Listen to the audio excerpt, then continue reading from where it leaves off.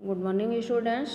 Next topic मैंने पिछले में जो है आपको क्रिया के बारे में बताया था। क्रिया में जो है मैंने बताया था कर्म की दृष्टि से क्रिया के भेद। मैंने बता दिया था, आप लोगों को एक्सप्लेन भी किया था। अब नेक्स्ट है खा है प्रयोग और संरचना की दृष्टि से क्रिया के भेद। प्रयोग और संरचना के आधार पर क्रिया के 6 भेद होते हैं। नंबर 1 है सामान्य क्रिया, नंबर 2 है संयुक्त क्रिया, नंबर 3 नाम धातु क्रिया, नंबर 4 प्रेरणार्थक क्रिया, पूर्वकालिक क्रिया और कृदंत क्रिया। तो सामान्य क्रिया कौन कौन सी है उसको मैं बता रही हूँ। जिस वाक्य में एक क्रियापद हो उसे सामान्य क्रिया कहते हैं। जैसे मैंने काम नहीं किया, तुम अब घर आओ। संयुक्त क्रिया, किसी वाक्य में एक से अधिक क्रियाएं आए तो वह संयुक्त क्रियाएं कहलाती हैं। जैसे सौरभ ने नीली कमीज पहन ली, माता जी ने पूजा कर ली थी, आकाश ने पतंग फाड़ दी, अजय ने कोट उतार दिया। उपरयुक्त वाक्यों में से अधिक क्रियाएं आए। प्रथम वाक्य में पहन और ली लेना, दूसरे वाक्य में फाड़ और दी देना, तीसरे में ली लेना, चौथे में उतार दिया और देना। प्रत्येक वाक्य में एक से अधिक क्रिया आई है, इसलिए यह संयुक्त क्रिया है। जिन वाक्यों में संयुक्त क्रियाएं होती हैं उनकी पहली क्रिया मुख्य क्रिया होती है, शेष क्रियाएं मुख्य क्रिया की सहायक होती हैं। इन क्रियाओं को रंजक क्रिया कहते हैं। रंजक क्रिया की मुख्य क्रिया का अंग बन जाती है और तथा इसके प्रभाव को बढ़ा देती है। जैसे खरगोश ने गाजर खा ली, वर्षा सोफे पर बैठ गई, अरविंद आ गया, गगन लौट आया। इन वाक्यों में खा, आ, बैठ और लौट मुख्य क्रियाएं, ली, गया, गई और आया रंजक क्रियाएं हैं। प्रथम वाक्य में खरगोश ने गाजर खाई है, उसने गाजर खाई और ली नहीं है। रंजक क्रिया ली का अर्थ लेना होता है। इस वाक्य में इसका स्वतंत्र अर्थ नहीं रहा, बल्कि इसने मुख्य क्रिया खा के प्रभाव को बढ़ा दिया। यहाँ इसका प्रयोग खा चुकने के अर्थ में हुआ है। इन वाक्यों में प्रयोग की गई रंजक क्रियाएं भी मुख्य क्रिया के प्रभाव को इसी प्रकार बढ़ा देती हैं। नंबर 3 है नाम धातु क्रिया। संज्ञा, सर्वनाम और विशेषण शब्दों से बनी क्रियाएं नाम धातु क्रियाएं होती हैं। जैसे अर्जुन दरवाज़ा रंगने लगा, विनय पाठ दोहराने लगा, हमें अच्छाइयों को अपनाना चाहिए, छवि का बड़बड़ाना सिर में दर्द कर देता है। उपरयुक्त वाक्यों में रंगने, अपनाना, दोहराने और बढ़वाना नाम धातु क्रियाएं हैं। ये क्रियाएं रंग, संज्ञा, अपना, सर्वनाम, दोहरा, विशेषण और बड़बड़ अनुकरणवाची शब्दों से बनी है। कुछ नाम धातु क्रियाएं निम्नलिखित हैं। संज्ञा से बनी नाम धातु क्रियाएं चक्कर चकराना, झूठ झुठलाना, लज्जा लजाना, फिल्म फिल्माना, फटकार फटकारना, बात बतियाना। सर्वनाम से बनी नाम धातु क्रियाएं अपना, अपनापन, अपनाना। विशेषण से बनी नाम धातु क्रियाएं है लंगड़ा, लंगड़ाना, चिकना, चिकनाना, मोटा, मोटियाना। फिर है प्रेरणार्थक क्रिया।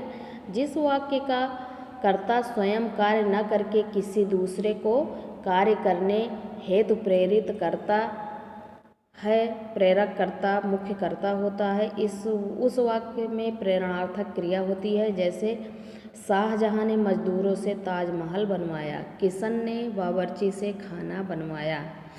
पहले वाक्य में शाहजहां ने मजदूरों को ताजमहल बनाने के लिए प्रेरित किया और प्रेरित कर्ता मजदूर ताजमहल बनाने का काम करते हैं। दूसरे वाक्य में किशन बावर्ची को खाना बनाने के लिए प्रेरित करता है, खाना बनाने का काम बावर्ची करता है। प्रेरणार्थक क्रियाएं 2 प्रकार की होती हैं, प्रथम प्रेरणार्थक और द्वितीय प्रेरणार्थक।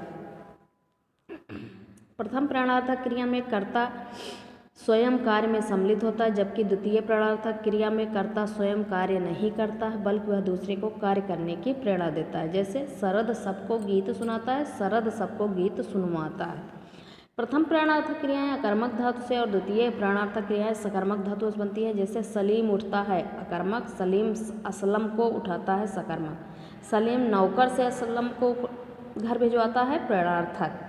प्रेरणार्थक क्रिया की रचना के लिए मूल क्रिया में आना और वाना प्रत्यय जोड़ते हैं। जैसे जागना, जगाना, जगवाना, पढ़ना, पढ़ाना, पढ़वाना। ये सब इसके कुछ एग्जाम्पल हैं। पूर्वकालिक क्रिया, किसी वाक्य में मुख्य क्रिया से पहले होने वाली क्रिया पूर्वकालिक क्रिया कहलाती है। मोहन नहाकर पूजा करने लगा। श्रेया ने कविता सुनाकर पुरस्कार जीता। राधिका लड़कर मायके चली गई। राजीव ने देखकर चित्र बनाया। तो मैं नहाकर सुनाकर लड़कर देखकर पूर्वकालिक, क्योंकि ये मुख्य क्रियाओं करने लगा, जीता, चली गई और बनाया से पहले आई। कृदंत क्रिया, जो क्रियाएं क्रिया करने के अंत में प्रत्यय लगाने से बनती उन्हें कृदंत क्रिया कहते हैं। जैसे चल, चलता, चल आ लग गया चला, चल में कर लग गया चल कर, पढ़ का ता लगा दिया पढ़ता हो गया, पढ़ का आ लगा दिया पढ़ा, कर लगा दिया पढ़कर। ये सब कुछ एग्जाम्पल हैं इसके क्रिया के, कृदंत क्रिया के। क्रिया पर लिंग, वचन और पुरुष का प्रभाव। क्रिया एक विकारी शब्द है। यह कर्ता के लिंग, वचन और पुरुष के अनुसार बदलता रहता है। लिंग का प्रभाव, लिंग क्रिया का लिंग भी कर्ता या कर्म के लिंग के अनुसार है। यदि कर्ता कर्म पुल्लिंग है तो क्रिया अकारांत हो जाती है, और यदि स्त्रीलिंग है तो क्रिया इकारांत हो जाती है। जैसे विपिन गया, मालती गई। उसने पेन मांगा, उसने पुस्तक मांगी। वह कल वहाँ गया था, वह कल वहाँ गई थी। वचन का प्रभाव, क्रिया का वचन भी वाक्य के कर्ता कर्म के वचन के अनुसार बदलता है। यदि कर्ता कर्म एक वचन है तो क्रिया भी एक वचन रहती है, और यदि बहुवचन है तो क्रिया भी बहुवचन होगी। जैसे मैं खेला, हम खेले। वह नाचता है, वह नाचते हैं। किरण ने एक सेब काटा, किरण ने 4 सेब काटे। सुधा का भाई यहाँ था, सुधा के भाई यहाँ थे।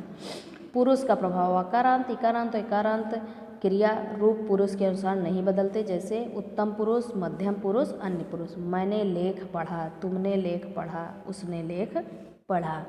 क्रिया के अन्य रूप के अनुसार बदल जाते हैं। जैसे उत्तम पुरुष में मैं आऊँगा, तुम आओगे, वह आएगा। ठीक, तो यह जो है मैंने क्रिया का नेक्स्ट टॉपिक भी आपको बता दिया है। आप लोग वीडियो को देख के ज़रूर एक बार दोबारा रिवाइज करिएगा।